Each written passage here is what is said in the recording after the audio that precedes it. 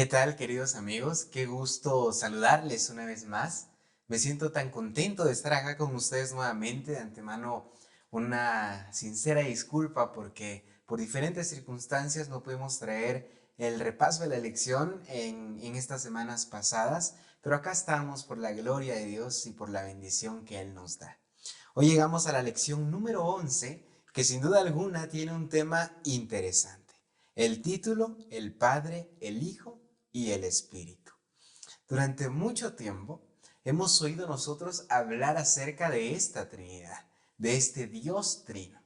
Y es uno de los temas más confusos para poder hablarlos. Y por supuesto que la sociedad muy difícilmente logra entender al 100%, que los humanos logremos entender con exactitud. Esto debido a que estamos contemplando a un Dios todopoderoso, a un Dios eterno, a un Dios infinito, con nuestra capacidad intelectual y de analizar las cosas finita, contable y mortal. Por eso que hay cosas que al 100% probablemente no logremos encontrarle solución. Pero por amor a Dios debemos creer conforme a lo que Él ha estipulado en su palabra. Y es por eso que hoy vamos a adentrarnos un poco acerca de las características de nuestro Dios, a las características que cada persona de esta Trinidad divina compone. Tenemos al Padre, tenemos al Hijo y al Espíritu Santo. Es por eso que yo quiero leerles en este momento el texto central de nuestra lección, que se encuentra en Juan capítulo 14, versículo 26, que aquí en este texto para mí reúne características importantes de lo que es nuestro Dios. Dice así: pero el Consolador, el Espíritu Santo, a quien el Padre enviará en mi nombre, Él les enseñará todas las cosas y les recordará todo lo que les he dicho. Sin duda alguna, el Evangelio de Juan es un mosaico de diferentes temas que traen a nosotros explicaciones en momentos, en escenas y circunstancias que Juan quería dejar claro que Cristo era el Mesías. Vamos a orar antes de continuar. Oremos. Querido Dios, gracias te damos, Señor, por el privilegio de la vida y el privilegio que nos das de abrir tu palabra. Te pido que tú nos puedas dirigir en este estudio y que el Espíritu Santo nos acompañe para poder llegar a entender lo que tú quieres para nuestras vidas. Te encomiendo la vida de cada uno de nosotros y de los oyentes, Padre. En el nombre de Jesús. Amén. Amén. Muy bien, es momento de que nosotros nos adentremos a este tema y vamos a hablar acerca de características acerca de nuestro Padre Celestial. Para ello, a mí me gusta hablar de Génesis capítulo 1, versículo 1. Es un texto muy conocido porque dice: en el principio creó Dios los cielos y la tierra. Este texto, que aunque muy corto, se comparte con Juan capítulo 1, verso 1, porque se complementan muy bien. ¿Qué dice Juan capítulo 1, verso 1? Pues lo que hemos venido hablando en diferentes lecciones, porque dice: en el principio era el verbo estaba con Dios y el verbo era Dios. Y vamos a ver que cuando Juan hace alusión a este verbo, está hablando de Jesús. Y dice: este estaba en el principio con Dios. Y el verso 3 confirma algo maravilloso porque dice: todas las cosas por medio de Él fueron hechas. Y sin Él, nada de lo que ha sido hecho pudo haber sido hecho. Entonces, al tener esta explicación, este complemento, nosotros podemos notar algo muy importante, que nuestro Dios, acá, Él hace la tierra. Él hace todo lo que hemos visto y todo lo que pues llegamos a conocer. Él creó el universo entero. Pero esta palabra en el principio va más allá de decir que en algún momento Dios o Jesús tuvo un principio. Esta palabra en el principio proviene de diferentes circunstancias de gramática griega, en donde hacía alusión el texto a que para que un humano lograra comprender un poco, se podía generar un principio. O sea, para que nosotros tengamos esto un poquito más claro, en la escritura lo que se quiso dejar claro es que si dentro de nuestra capacidad mental podemos tener un inicio, un principio, entonces desde ese principio estaba Dios, estaba Jesús y el Espíritu Santo. Pero esto no quiere decir que en un punto hubo un principio para ser Dios. Dios no tiene ni principio ni final. Es un Dios omnipotente, que todo lo sabe también, todopoderoso.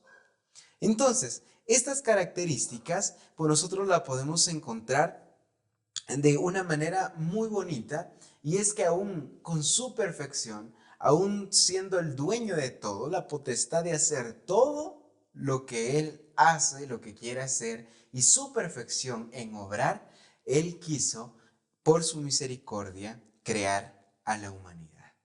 Y el propósito de esta creación era que la humanidad viviera en una amorosa armonía junto a Él, que existiera esta comunión con Él, que pudiéramos reconocer que Dios es aquel que nos ha creado, aquel que se ha tomado el tiempo de decidir en el transcurso de los días de la creación el momento en el que forma a Adán y por ende luego forma a Eva. Esta misericordia de parte de Dios era para que nosotros fuéramos seres perfectos, seres que tuviéramos una eternidad. Entonces, este era el propósito de Dios al crearnos a nosotros los seres humanos. Pero de pronto entra lo que es el pecado. El pecado, entre otras cosas, lo podría definir o lo podríamos definir como la interrupción de nuestra comunión con Dios. ¿A qué voy con esto? Me llama mucho la atención cuando hablamos acerca del hecho de Adán y Eva. Cuando ellos pecan, me llama mucho la atención que fue esta interrupción entre la comunión que habían creado con Dios y ellos. En el momento en el que ellos pecan, hacen esta separación. Vamos a hablar de esto un poco más adelante, pero dando características del Padre, podemos ver que nuestra forma distorsionada por nuestro pecado, nuestra naturaleza pecaminosa, es que no podamos comprender al 100% quién es Dios, pero sí podemos entender lo que hace Dios por nosotros. Ojo, porque nosotros obviamente podemos conocer a Dios, podemos llegar y acercarnos a Dios, pero nuestra capacidad tan limitada de pensar nos permite a nosotros conocer exactamente cómo es Dios. Pero hay algo muy interesante, y es que la Biblia nos deja claro esas señales, tal y como Juan en su libro lo decía. Yo puedo hablar de muchas más cosas acerca de lo que hizo Jesús, acerca de lo que pasamos, pero lo que está escrito acá, esto les dejo para que ustedes puedan entender que Cristo y que Dios es amor. Eso mismo podemos decir acerca de Dios. Y vamos a ver que Jesús en todo momento vivió en armonía con Dios. Él decía, yo y el Padre somos uno. También decía, el Padre está en mí y yo en el Padre. Y también Jesús decía, si no hago las obras de mi Padre, no me crean. Es decir, que Jesús en todo momento venía con un propósito de cumplir la voluntad y las obras del Padre. Pero aquí hay algo más interesante, porque Jesús mismo estaba cumpliendo la voluntad de un mismo Dios, de un Dios que era su Padre, que era Jesús y el Espíritu Santo. Yo sé que esto puede sonar complejo, pero vamos a ver qué labor ocasiona cada uno conforme lo vayamos desarrollando. Vamos a ver que en el transcurso de la historia ha existido que las personas se alejan de Dios y que crean imágenes distorsionadas de quién era Dios. Y esta no era la excepción cuando Jesús vino a la tierra. Las personas, en su gran mayoría, que estaban siguiendo costumbres, que estaban siguiendo tradiciones orales que habían pasado de padres a hijos y así en este transcurso de la vida, habían creado en las personas que escuchaban esto una distorsión de quién era Dios. Pero cuando Jesús vino, por eso él tiene mucho roce y mucho, por supuesto, mucho golpe, mucha discusión o mucho rechazo, porque Jesús venía a demostrar lo que verdaderamente era Dios, que era un Dios amoroso, al contrario de lo que decían los líderes religiosos, que había un Dios que estaba esperando a que se equivocaran para poder acusar y castigar. ¿Qué era lo que creían las personas de los enfermos? Los separaban, los aislaban porque ellos decían, no, es que ellos están enfermos porque algo hicieron o porque sus padres han hecho algo que los tiene en esa condición.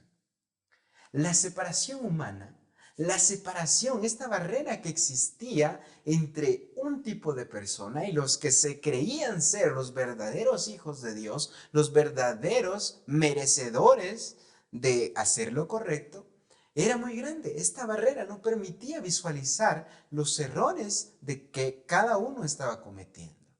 El orgullo y la vanidad y por supuesto la mentira ha generado que nosotros hagamos barreras de separación. Pero vino Jesús y vino a demostrar al Padre Celestial. Juan 3:16, claramente. Porque de tal manera, ¿quién ama al mundo? Dios. Dios, el Padre ama tanto al mundo que envía a su Hijo unigénito para que todo aquel que en él crea no se pierda, mas tenga vida eterna. ¿Ven? Hay un Dios amoroso desde el principio. Dios no puede cambiar en el transcurso del tiempo. Dios es el que es. ¿Y cómo confirmamos esto? Porque Dios se presenta a Moisés, yo soy el que soy. Jesús en diferentes ocasiones dice yo soy, refiriéndose a esta presentación que Dios mismo tuvo en el Antiguo Testamento. Entonces, aquí vemos estas características tan especiales porque también hablamos de que en Juan 5:22 que Dios Padre le da la potestad de juzgar al Hijo. También Jesús hablaba de que todo lo que él decía y lo que hacía era las obras y las palabras del Padre. Y podemos ver que Dios Padre venía con una intención maravillosa. Quería venir a enseñar. Lo que Jesús decía, lo que él obraba, era una misma acción que estaba haciendo un Dios, porque él se interesaba en cada una de las personas y quería que las personas aprendieran y lo hizo a través de su Hijo para que cada uno de nosotros ahora conozcamos acerca de la salvación. Podemos ver que el Padre desde el principio ha tenido un contacto íntimo con nuestro mundo y por supuesto un contacto estrecho y una profunda participación en nuestra salvación.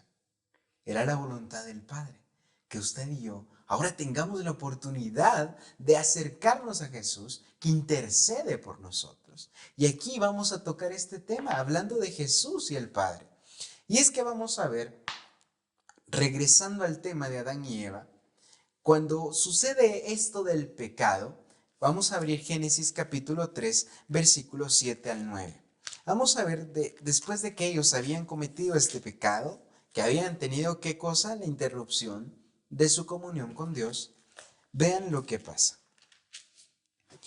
Dice, entonces fueron abiertos los ojos de ambos y se dieron cuenta de que estaban desnudos. Cosieron pues hojas de higuera y se hicieron delantales.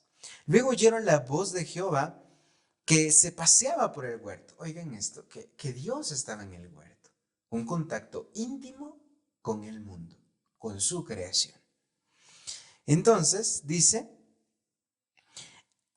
y el hombre y su mujer se escondieron de la presencia de Jehová Dios entre los árboles del huerto. Y aquí viene algo que yo estoy seguro que todos en nuestro momento hemos escuchado. Y es que no importa dónde te escondas, no importa de quién te ocultes, de Dios no puedes ocultarte. Y esto es muy claro. Pero aquí viene una confusión, porque Dios pregunta, porque dice el versículo 9, pero Dios llamó al hombre y le preguntó, ¿dónde estás? ¿Acaso Dios no sabía dónde estaban ellos? Cuando Dios hace la pregunta para nuestra vida, ¿en dónde estás? ¿Qué estás haciendo? ¿O en dónde estamos? No es porque Él no sepa dónde estamos, en qué circunstancias andamos y qué es lo que estamos cometiendo. Sino que esta pregunta, ¿en dónde estás?, va más para nuestra propia reflexión. Porque el pecado se encarga de cegar la vista, la visión de las cosas que nos rodean. Y entonces, en el momento en el que decimos, en el momento en el que Dios dice, ¿dónde estás?, no es porque Él no sepa, sino es porque nosotros no sabemos en dónde estamos. ¿Y cuál es la muestra de que no sabemos? Que no reconocemos que aunque no lo merezcamos, podemos acercarnos a la gracia de nuestro Dios para ser transformados y perdonados. Cuando Dios hace este llamado, ¿dónde estás?, era para que Adán y Eva se dieran cuenta de lo que habían hecho. Vemos en el transcurso de la historia que Adán dice, no es que la mujer que tú me diste. La mujer dice, no es que la serpiente que tú pusiste, tratando de culpar a Dios. Esto era porque ellos aún no reconocían en dónde estaban, que era lo que habían hecho. Y eso mismo es lo que vino a hacer Jesús con intenciones que venían desde el Padre. ¿A qué voy con esto? Es interesante saberlo, porque el Padre quería hacer esta pregunta a este mundo. ¿En dónde están? ¿Cuál es la percepción que tienen de mí? Entonces envía a Jesús para que llame a la gente, para que ahora Jesús les dijera en dónde están. Es momento de que abran los ojos. ¿En dónde están? Y esta misma pregunta es para nosotros este día. ¿En dónde estamos? ¿Qué estamos haciendo? ¿Qué hemos hecho que nos ha hecho, que ha ocasionado que tengamos esta interrupción de nuestra comunión con Dios? Estamos tan cegados que muchas veces ni siquiera nos damos cuenta en dónde estamos. Estamos tan cegados que muchas veces no nos queremos acercar a pedir perdón. El primer paso para que nosotros seamos perdonados y transformados es reconocer que necesitamos un cambio. Lo estamos reconociendo.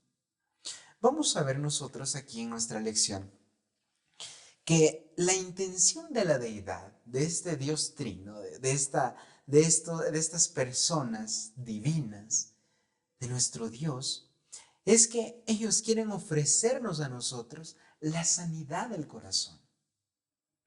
O sea, nuestra naturaleza pecaminosa la hemos recibido por herencia de nuestros padres y nuestros antepasados. Pero viene Jesús y dice, es momento de quitar eso. Es momento de que nosotros quitemos esto de que merecemos ser pecadores y por merecimiento estamos perdidos. Entonces voy a disfrutar el pecado, pero el pecado tarde o temprano lleva a la ruina. Entonces, vamos a ver más adelante una promesa tan maravillosa que Jesús hace, pero en este punto de Jesús y el Padre, Cristo viene para restaurar esta separación causada por el pecado. Y vamos a ver que hay algo maravilloso en Juan capítulo 10, versículo 10. El ladrón no viene sino para hurtar, matar y destruir. Yo he venido para que tengan vida y para que la tengan en abundancia. Y vamos a complementar esto con el versículo 30 del capítulo 10 que dice, el Padre y yo uno somos. Entonces, esto quiere decir que Jesús y que el Padre tenían esta misma misión, esta misma intención de generar esta sanidad para nuestra vida y para que tengamos vida y la tengamos en abundancia. Ya hemos hablado acerca de la vida eterna y sabemos que esta vida, esta fuente de vida, la tenemos en Cristo Jesús. Jesús o el mismo Dios no fue reconocido por la humanidad cuando vino. No fue reconocido en el pasado con su pueblo.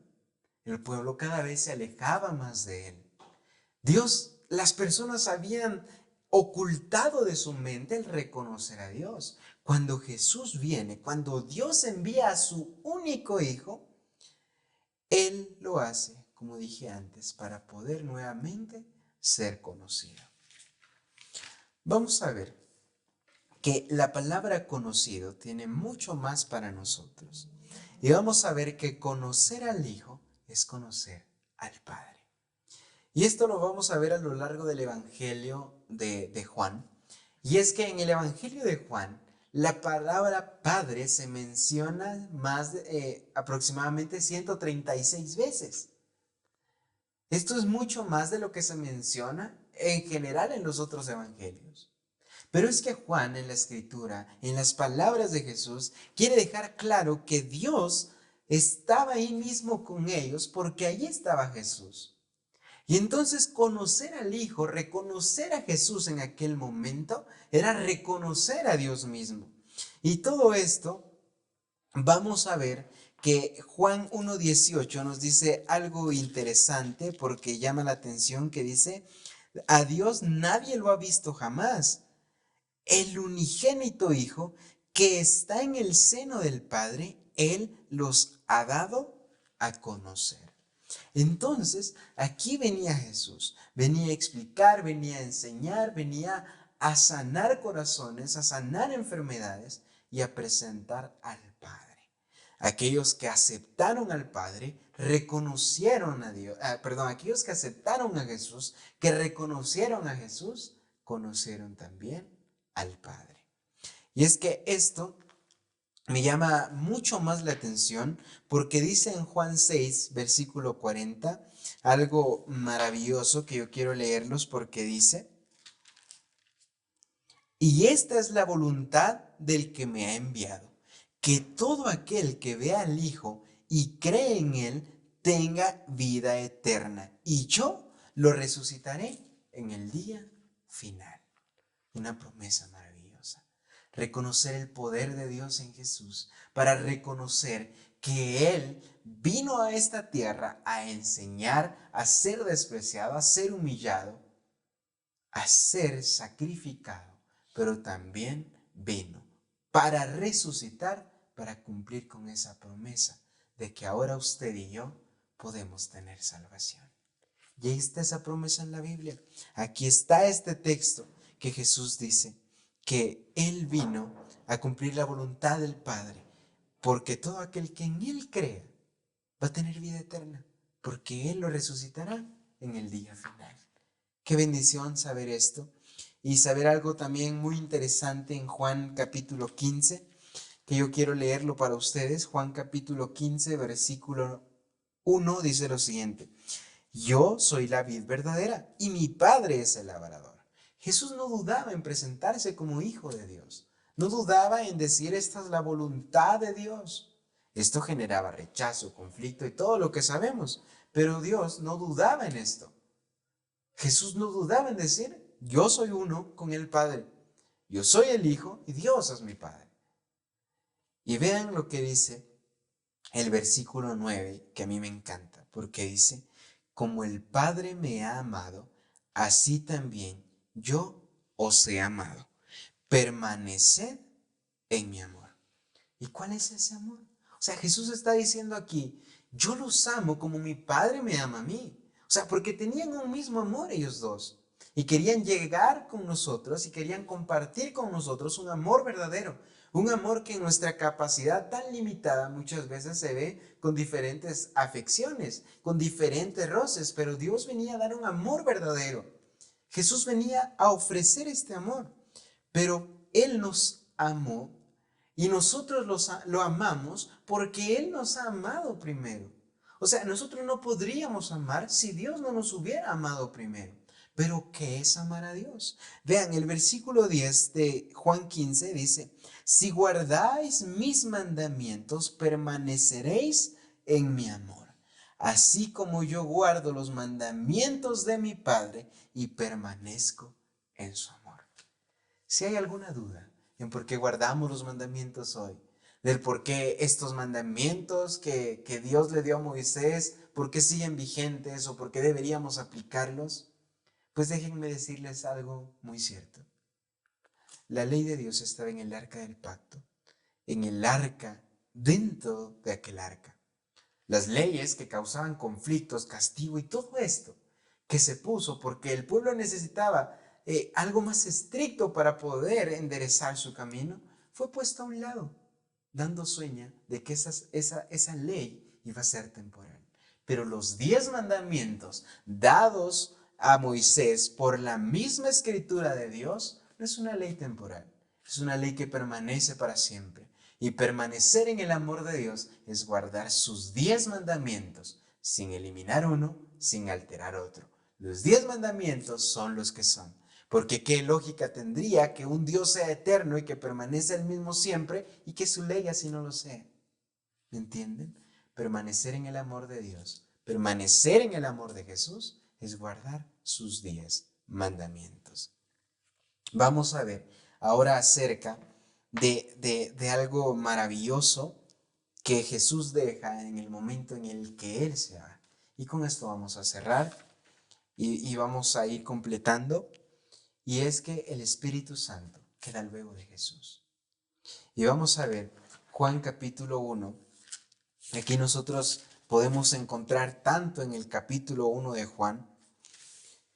Pero yo quiero dejar claro aquí algo maravilloso, porque el Espíritu Santo está también desde el principio y fue dejado en nosotros para poder recibir ese consolador que tengamos hoy en nuestra vida. El Espíritu Santo, por amor de Dios y por misericordia de Él, es aquel que toca nuestra puerta, a la que nosotros llamamos conciencia. Aquel que dice, eso que estás haciendo no está bien. Aquel que dice, esto lo hiciste pues más o menos, pero pudo haber sido mejor. ¿Dañaste a alguien? ¿Heriste a alguien con tus palabras? Es esa persona que está ahí en lo que llamamos conciencia, como digo, para decirnos lo que es bueno y lo que es malo. Pero esto es posible solo si lo hemos aceptado. Si hemos conocido a Jesús, hemos conocido a Dios, conoceremos al Espíritu Santo. Él es el encargado de obrar en la vida de las personas. Nosotros podemos predicar, nosotros podemos enseñar, pero solo el Espíritu Santo tiene el poder de convencer. Por eso en la Biblia podemos encontrar muchos textos en donde dice, ¿para qué van a debatir? ¿Para qué van a pelear? Probablemente allá afuera hayan muchas personas que digan, hagamos un debate, peleemos este tema para ver quién tiene la razón. Pero la misma Biblia dice, dejen que el necio siga con su necedad. No nos esforcemos en pelear por la palabra de Dios, porque la palabra de Dios fue dejada para poder amar a los demás. O sea, si usted quiere encontrar el propósito de la palabra de Dios, es para que usted encuentre una guía fiel de cómo amar a su Dios, de cómo amar a nuestro Dios y cómo amar a su prójimo. Aquí está la Biblia. ¿Para qué pelear? Como le digo, la capacidad humana es limitante, pero un día tendremos la posibilidad de ver cara a cara a Jesús y decirle, ¿por qué esto? ¿Por qué lo otro? Si usted no logra comprender. Y Jesús con mucho amor le va a contestar. Y el Espíritu Santo es esta persona que hoy en día está con nosotros. El Espíritu Santo podemos ver ahí en Juan capítulo 1 versículo 13, cuando dice que todos los que recibieron a Jesús han nacido de nuevo, pero no nacieron de sangre, oiga, la naturaleza pecaminosa, no nacieron de sangre, porque ese nacimiento trae una naturaleza de pecado, ni por voluntad de carne, porque la carne trae pecado. Entonces, tampoco nació por voluntad de hombre, de varón, porque el hombre tiene pecado. Pero entonces, ¿de dónde? Ellos nacen de Dios, del Espíritu. Porque entonces estas personas dejan esta naturaleza pecaminosa que tenemos. Pero entramos a este punto en el que buscamos llegar a ese momento en el que el hombre fue creado por Dios. No es que nosotros vayamos a ser como Dios, no, esa es una mentira. sino que nosotros vamos a alcanzar la capacidad nuevamente en un futuro, cuando por la misericordia de Dios Él vuelva, estamos en el cielo, vamos a alcanzar esa plenitud de vida que se nos fue dada cuando se creó el ser humano en la creación de nuestro Dios. Entonces el Espíritu Santo es tan importante porque Él convierte, y lo vemos en el bautismo de Jesús. Cuando Juan el Bautista deja testimonio claro de que vio que el Espíritu Santo se acercó en forma de paloma. Vemos que Jesús habla con Nicodemo y le dice: oye, Nicodemo, tienes que nacer de nuevo. Nicodemo no lo entendía, pero un día el Espíritu Santo trabajó en él para convencerlo.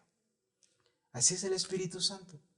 Es esa persona que Dios deja acá para que nos acompañe a cada uno, para que sepamos dónde caminar, pero también para que estemos convencidos de quién es nuestro Dios y de qué ha hecho por cada uno de nosotros.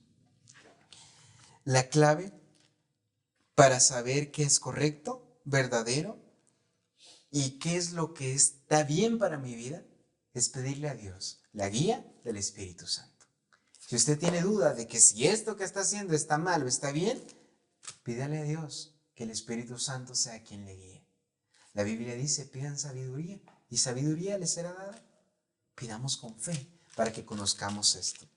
Y me despido con Juan capítulo 17, donde vemos una oración extensa de Jesús. Y muchos piensan que esta oración es solo para dejar claro que Jesús nos ama.